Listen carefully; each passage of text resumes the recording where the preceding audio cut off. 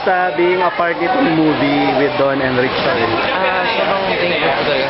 Sobrang saya na experience na maka-work with ganong klaseng artista. Grabe, yung napanood ko yung movie, sobrang galing po nila.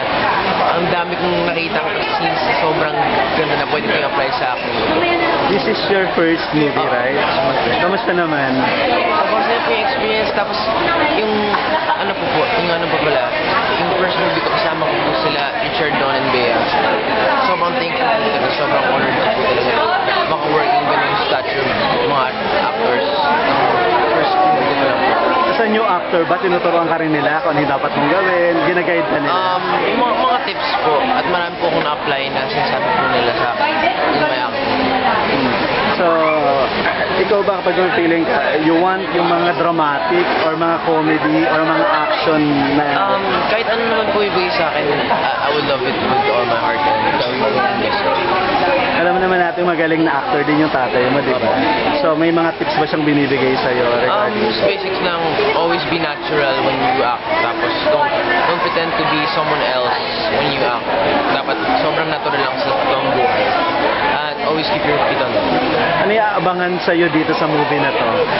Siguro po yung feeling ng siguro yung teenager na mawalan siguro po yung feeling ng teenager kung may mangyaring masama sa buhay. At paano ka nakarelate sa character mo? Nakarelate po sa mga problema ng families namin. Lahat ng puro pamilya nagkakaproblema. And in this movie, napapakita na even kahit ilang beses ka magkaproblema, ilang beses ka magkamali, if you have the will to come back, kaya mo i-reattach yung bond ng pamilya. Kamusta yung Give Me 5? Parang hindi kayo kompleto ngayon Opo eh.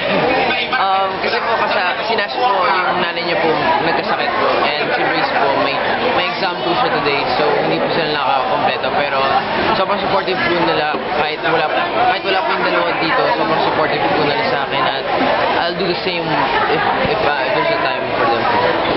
Ano yung pang-aabangan sa inyo sa Give Me 5? Yung Teen Power Kabataan concert. So that's on August 14 na po yan. And